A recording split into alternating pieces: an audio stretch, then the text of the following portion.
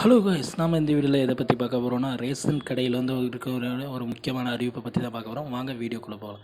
Ration கடையில் வந்து பார்த்திங்கன்னா, விற்பனையாளர் மற்றும் கட்டணருக்கு வந்து பார்த்திங்கன்னா ரொம்ப நாள் வேக்கன்ட் இருந்துகிட்டே இருக்குது. அதாவது எக்ஸாம் முடிஞ்சு பார்த்திங்கன்னா பதவி வந்து பார்த்திங்கன்னா அப்பாயின்மெண்ட் வரும், மெரிட் லிஸ்ட் விடுவாங்க அப்படின்ற மாதிரிலாம் சொல்லியிருந்தாங்க. அது ஆனால் இன்னும் வரவே இல்லை.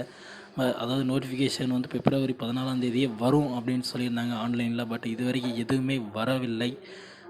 இப்போ என்ன சொல்லியிருக்காங்கன்னா, இப்போ கூட்டுறவுத்துறை சார் பதிவாளர் என்ன சொல்லியிருக்காருன்னா, கூடிய சீக்கிரத்தில் வந்துருங்க. அதாவது பார்த்திங்கன்னா இந்த மாத அதாவது ஏப்ரல் 6, 7, 8ஆம் தேதிக்குள்ளே கண்டிப்பாக உங்களுக்கு வந்து பார்த்திங்கன்னா அப்பாயின்மெண்ட் லெட்டர் வரும், இல்லைன்னா ஏதாவது நோட்டிஃபிகேஷன் கன்ஃபார்ம் வரும் அப்படின்ற மாதிரி சொல்லியிருக்காங்க.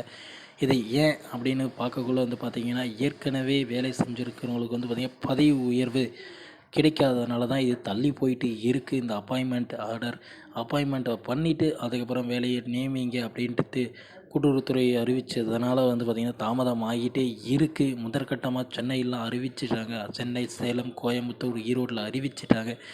நெக்ஸ்ட் வந்து பார்த்திங்கன்னா உங்கள் மாவட்டத்துலேயும் வந்து பார்த்திங்கன்னா வேலைவாய்ப்பு வந்து வந்துகிட்டே இருக்குது. நண்பர்களே, நமக்கு தெரிஞ்ச மாதிரி உதவி மையத்துலேருந்து என்ன நியூஸ் வந்திருக்குன்னு பார்த்திங்கன்னா, இந்த ரேஷன் கடையோட விற்பனையாளர் மற்றும் கட்டுநர்களுக்கான வேலைவாய்ப்பு வந்து விட்டதுக்கு கூடிய சீக்கிரத்தில் வந்துடும்.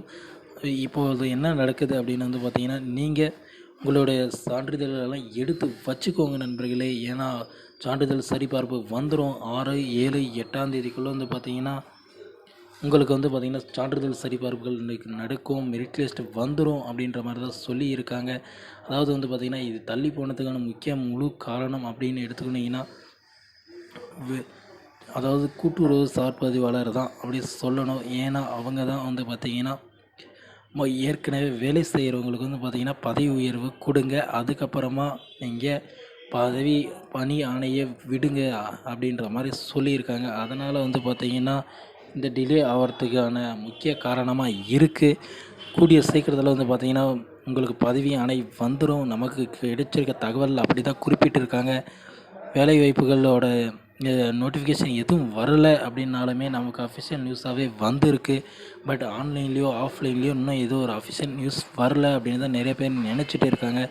கூடிய சீக்கிரத்தில் வந்துடுங்க. 6, 7, 8ஆம் தேதி அப்பாயின்மெண்ட் ஆர்டர் வரத்துக்கே வாய்ப்பு இருக்குதுங்க. நீங்கள் உங்களோட சான்றிதழ்கள் எல்லாமே சரிபார்ப்பு பண்ணி எடுத்து வச்சுக்கோங்க நண்பர்களே.